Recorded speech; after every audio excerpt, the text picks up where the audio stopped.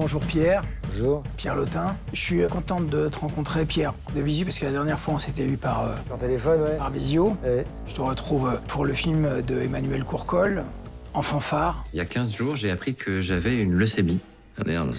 Oui. Ma sœur a fait un test pour savoir si elle pouvait me faire un don de moelle, et il s'est avéré qu'elle n'était pas compatible. Ah merde. Mais surtout qu'elle n'était pas ma sœur. Ah putain. Enfin, je veux dire, merde. Oui. Pour moi, t'es un des acteurs les plus prometteurs de ta génération. T'es capable de faire le grand écart entre le cinéma d'auteur et le grand cinéma populaire. On t'a découvert avec Les Tuches. Ça va, mon oui, t'es instruit. Ah ouais. Belle carrosserie. T'as fait beaucoup de films d'auteur.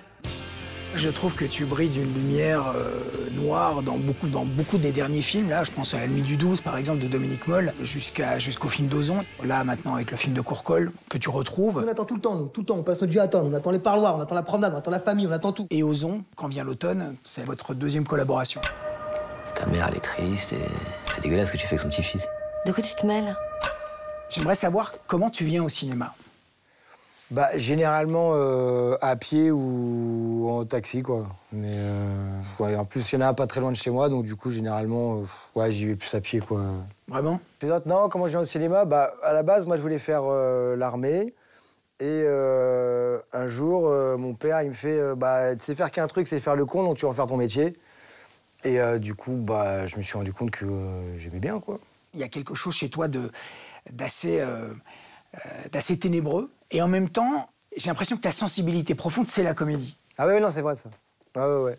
C'est très juste. C'est ce que tu aimes principalement. Bah, c'est ce que je disais tout à l'heure, ouais, c'était un peu l'amour de la connerie, quoi. Ça fait tellement plaisir de dire une connerie et de transmettre ça. En fait, tu le fais de manière très premier degré. C'est-à-dire qu'il y a toujours quelque chose d'inquiétant. Ouais. Tu vois ce que je veux dire? Il y a toujours quelque chose qui est opaque. On ne sait jamais véritablement où tu vas. Parce que je m'intéresse à beaucoup de styles et que j'aime bien approfondir les trucs. Donc. Approfondir les trucs, c'est-à-dire dans ton rôle. Par exemple, prenons le cas concret du personnage de En fanfare. J'ai plus de sœur, mais j'ai découvert que j'avais un frère. Et en fait, ce frère, c'est vous. Putain, qu'est-ce qu'il me raconte, lui? Comment tu incarnes, comment tu penses le personnage au début? On va dire c'est quelqu'un qui a beaucoup de choses à dire, mais qui a beaucoup de pudeur. Donc, du coup, c'était vraiment être précis sur cette passerelle de la transmission, en gros, de ce qu'il a dans le beat, dans le cœur, dans la tête. Et, oh putain, je te dois dire de la merde, c'est-à-dire rien. Mais vraiment jouer sur la transition de comment transmettre ce bagage sans pour autant en faire des caisses, quoi. Que ça passe toujours par un peu de la pudeur, de l'humour, des trucs comme ça, quoi. Le mec qui débarque avec sa gueule de premier de la classe, on n'a rien à voir, lui et moi. J'essaie de comprendre pourquoi moi je suis ici et lui là-bas alors qu'on aurait pu être réunis. Si tu savais ce que j'ai pu y penser à ce garçon pendant des années. Quelle chance de vous avoir trouvé. Ah, ça c'est sûr, il a de la chance, lui, hein. Pour la moelle, ça a marché. Par contre, Quoi, qu'est-ce qu'il y a? maintenant j'aurais besoin d'un rein. Alors je me suis dit, comme t'es compatible, si tu pouvais me mettre un poumon avec. Putain, moi je plombe un peu. J'aimerais savoir comment tu abordes les personnages. Par exemple, le personnage de La Nuit du 12, qui a l'air hyper puissant, comment tu l'abordes et comment tu abordes un personnage comme le personnage du frère dans Fanfare? Bah, pour La Nuit du 12, on se prend au jeu. Déjà, j'ai essayé de comprendre comment il pense, le gars. Et après, j'avais essayé un truc là-dessus, c'était le faire de manière très très calme et voir ce que ça donne quand on fait un truc de manière très très calme, avec cette espèce de background qu'il a, le personnage, qui est un gars un peu voyou, un peu comme ça, quoi. C'est quand la dernière fois que vous avez vu Clara? C'était en avril. Vous l'avez plus vue après? Non. Pourquoi? Parce qu'elle a rencontré quelqu'un d'autre. Vous l'avez voulu? Non. Non, moi je respecte les choix de tout le monde, je force personne, moi. Ce qui m'intéresserait, c'est de savoir comment tu travailles, comment tu prépares tes rôles physiquement. Alors, déjà, il faut que je comprenne la condition du gars, comment il réfléchit, comment il pense, comment il pose ses yeux un peu sur le monde, comment il calcule les gens. Et après, de là, il y a une posture un peu qui vient naturellement. C'est comment il pose ses yeux sur le monde et après comment il marche dessus, quoi. Non, mais je peux comprendre l'histoire du regard, mais après, comment il marche dessus. En fait, excuse-moi, hein, c'est juste pour que j'essaie de comprendre. C'est moi, avec la fatigue, je réponds à Non, moitié aux mais questions. T'inquiète pas. Je te jure. Là, tout à l'heure, j'ai mis mon slip à l'envers, quoi. Je te jure, je suis fatigué. Et ça fait combien de temps que tu joues du trombone? Puis tu sais, ici c'est fanfare ou foot, hein. Notre chef nous a plaqué lâchement. C'est toi qui dois diriger. Ouais, c'est bon, attends, tu vas pas t'y mettre toi non plus. Hein. Quand on te voit dans Wilfried et quand on te voit là, l'écart est assez incroyable. Comment tu appréhendes le travail avec le metteur en scène? T'arrives avec un personnage qui est assez entier, et après, lui dit d'aller à droite ou à gauche, quoi. Et puis, même parfois, il y a des surprises, il demande d'aller là, on va là, et puis après, ça fait un truc inattendu. Et, mais tu te laisses faire intéressant. Non, pas trop. Non, ça me fait un peu chier. J'aime pas trop parce que j'aime bien surprendre, en gros, quoi. Ouais. Voilà. Et comme j'essaie de faire des personnages qui soient entiers, j'essaie de faire en sorte que la base du personnage bouge pas trop, quoi. Et après, sa trajectoire, elle bouge avec l'orientation du réalisateur.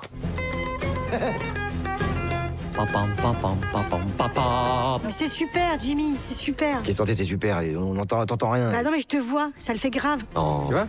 Faut avoir de l'ambition. Tu sais quoi, putain, c'est même toi qui dirigeras l'école de musique. Moi, je viens d'une école. Tu paries? Tu vas en bulletin scolaire? Est-ce que tu arrives à être heureux sur un plateau? Ou est-ce que tu es tout le temps... Personne n'est heureux, c'est quoi cette question? Là, j'ai quand même... Non, mais être heureux sur un plateau, tu vois, d'être simplement heureux dans la collaboration avec le metteur en scène ou avec ton partenaire. Parce que j'ai l'impression qu'avec Benjamin Lavergne, ici, il y a quelque chose qui se passe. Bah, carrément, ouais. Bah, avec Benjamin, on s'est capté assez vite, et puis ça a été un truc assez bienveillant, et puis aussi une sorte de respect d'acteur l'un envers l'autre. Et du coup, si j'arrive à être heureux sur les tournages, surtout quand ça bosse, quoi, quand on rentre dans une espèce de synergie, ça. D'élan, d'osmose, et ça nous porte tous, et là on va vers quelque chose, et puis après c'est intense, ça marche, quoi, c'est fluide, quoi. Alors c'est ça la vie qu'on aurait dû avoir. Si on avait tiré le même numéro, t'appellerais pas Thibaut, toi? Ouais, hein?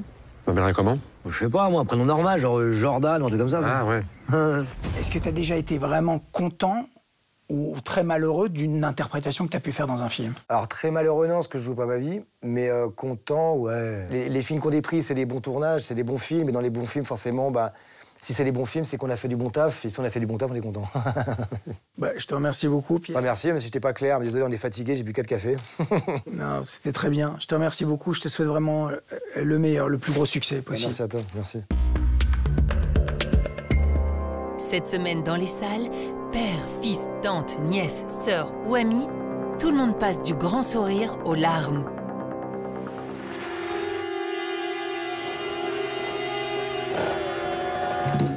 Qu'est-ce que t'as fait avec la moto? Quand on est sorti, la moto était plus là. Je suis mort, putain! On va les retrouver. Sinon, cette famille est foutue. Tiré du Goncourt éponyme de Nicolas Mathieu, ce portrait d'adolescent juste et déchirant dénonce le drame d'une époque difficile, celui de la société actuelle et d'une jeunesse qui doit trouver sa voie dans un monde meurtri.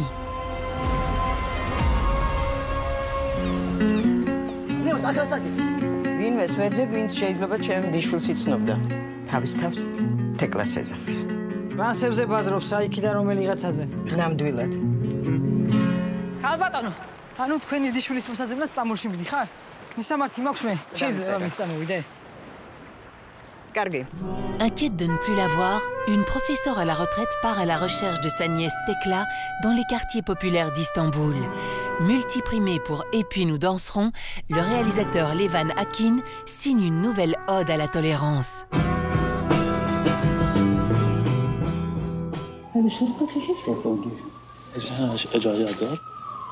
1,000 Palestinians face one of the single biggest expulsion decisions since the Israeli occupation of the Palestinian territories began in 1967.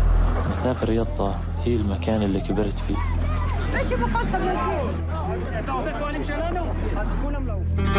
Élu meilleur documentaire à la Berlinale 2024, ce témoignage unique illustre la ténacité des habitants de la région du Massafer Yatta, menacés d'expulsion par Tsahal depuis 1967. Un véritable coup de poing qui a nécessité 5 années de tournage dans le sud de la Cisjordanie. I've done so much stupid stuff in my life, I can't even tell you. Don't be like me. Are you still doing stupid stuff? Don't take me to church. I worry about you a little bit. I wanna be buried. You can't change the world. The world don't want to be changed. On ne fait pas justice soi-même, c'est bien connu. Mais le bouillonnant Liam Neeson, qui campe ici un homme de main de la mafia, a bien du mal à refouler cette terrible envie de vengeance. Welcome, new students. to Shiz University, where you can expect the unexpected. You're green. I am. Miss Elphaba, you can room with Miss Galinda. Oh, I saved you some space, by the way. Do you really think this is fair? I do not. I was promised a private suite. But thanks for asking. 20 ans, c'est le temps qu'il aura fallu pour que cette mythique comédie musicale quitte les planches de Broadway pour le grand écran. Aujourd'hui, grâce au talent conjugué d'Ariana Grande et de Cynthia Erivo, c'est chose faite. Surprise et délices au menu de ce préquel du Magicien d'Oz. À la semaine prochaine.